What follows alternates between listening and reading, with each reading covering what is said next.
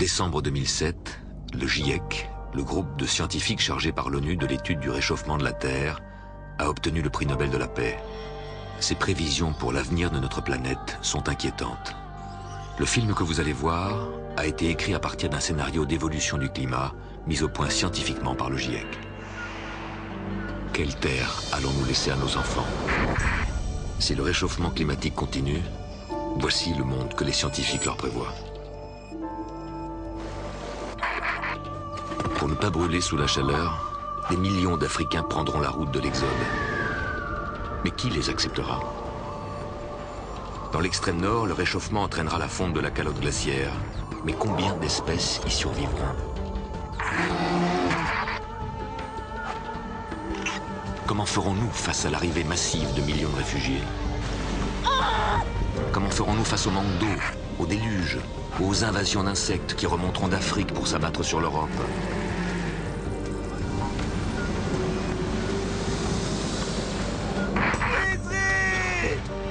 Voici l'histoire d'Idri et Fawzi et de leur incroyable traversée du désert pour rejoindre l'Europe. Voici l'histoire de Grace, qui avait tout prévu et que personne n'a voulu écouter. Voici l'histoire de Julia, qui a vu disparaître le dernier pied de vigne du Bordelais. Voici l'histoire de Lotte et de son mari Niels, qui ont tenté de mobiliser les nations du monde. Nous sommes en 2075, et ce film est le récit d'un destin qu'il est encore possible d'inverser.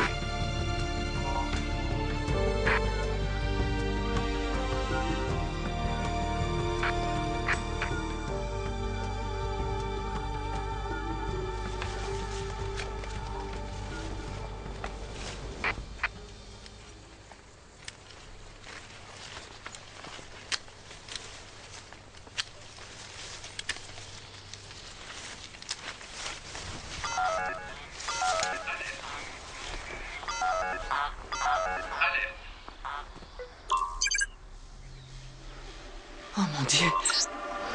Les criquets pèlerins. C'est la deuxième fois qu'ils attaquent cette année. Une catastrophe pour le vignoble de Julia et de son grand-père Lucas.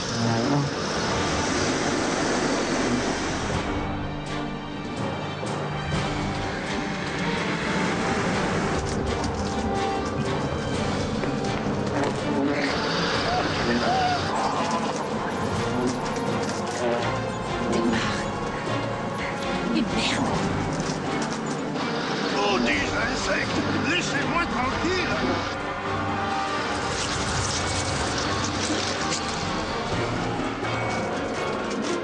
Oui!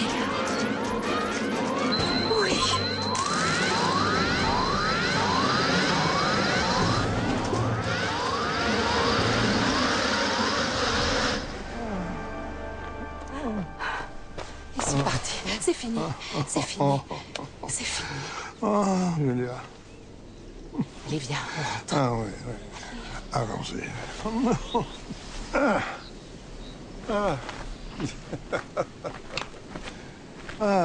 Sale bestiole.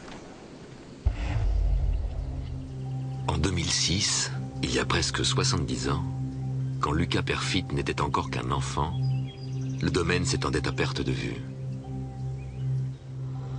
Assis à côté de son père sur le tracteur, Lucas était loin de se douter de ce qui allait arriver dans sa vie. La terre était fertile, et le soleil juste assez chaud pour gonfler les raisins d'un jus sucré, parfait pour le vin. Un jour, Lucas, tout ça sera à toi. Les scientifiques, bien sûr, nous parlaient déjà du réchauffement climatique. Mais la température n'avait augmenté que d'un tout petit degré. Alors personne ne s'inquiétait vraiment. Au contraire même, le raisin mûrissait plus tôt, et chaque année on avançait les vendanges. Alors tout le monde était content.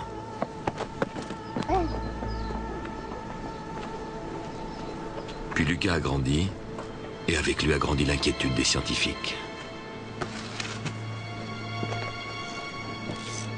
En 2040, quand il reprit le domaine, le monde avait déjà les yeux rivés sur le thermomètre. De nouvelles maladies ravageaient la vigne, et la plupart des viticulteurs partaient faire du vin en Angleterre, sous un climat plus doux. Mais comme son père, Son grand-père et son arrière-grand-père avant lui, Lucas avait voulu garder le domaine.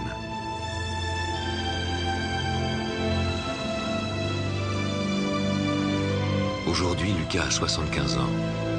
Et la température moyenne de la planète a augmenté de plus de 4 degrés. Pour lui, comme pour nous, les 10 milliards d'êtres humains qui habitent la Terre en 2075, la catastrophe annoncée par les scientifiques est malheureusement devenue une réalité.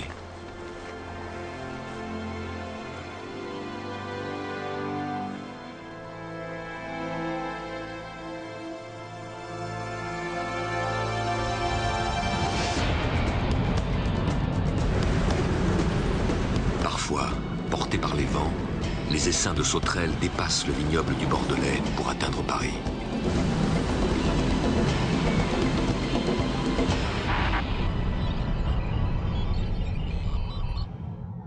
Les criquets fuient l'Afrique, où la force du soleil a tout brûlé. Désormais, le désert est partout.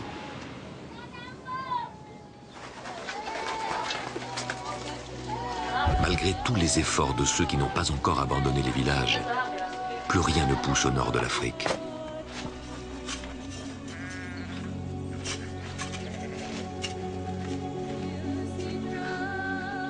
C'est inutile, mon fils. Cette terre ne nous nourrira plus. Mais c'est notre terre. La terre de nos ancêtres. Une terre? Et regarde autour de toi, Idri. Il ne reste que de la poussière. Et cette poussière a déjà pris mon père, mais aussi mon mari. Jamais je ne la laisserai prendre, mon fils. Tu dois partir. Fawzi Traoré s'en va demain matin. Tu partiras avec Mais lui. maman, C'est la seule solution. Et pour aller où? Tu iras vers le nord. Au sud, il y a beaucoup trop de réfugiés. Et comme ils n'ont plus rien à manger, on dit que la guerre pourrait reprendre.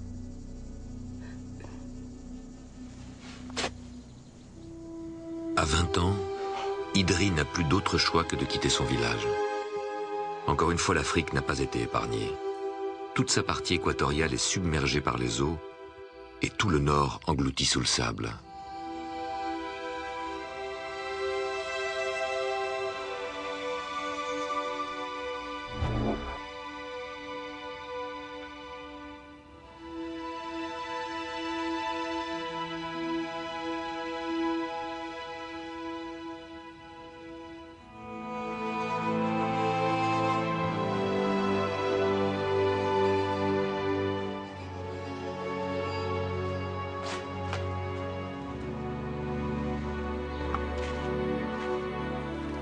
Fawzi! Attends.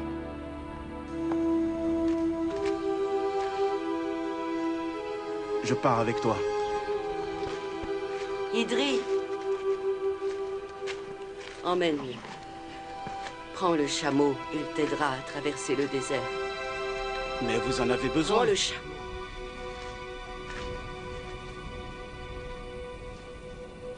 Va. Va.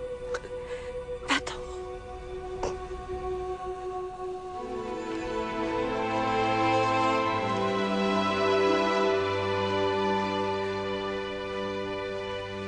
Va. Va, mon fils. Pour Idri et Fawzi, son compagnon de voyage, l'espoir est 1000 kilomètres plus au nord. 1000 kilomètres de solitude brûlante pour rejoindre les frontières cadenassées d'une Europe, elle aussi bouleversée par les changements du climat.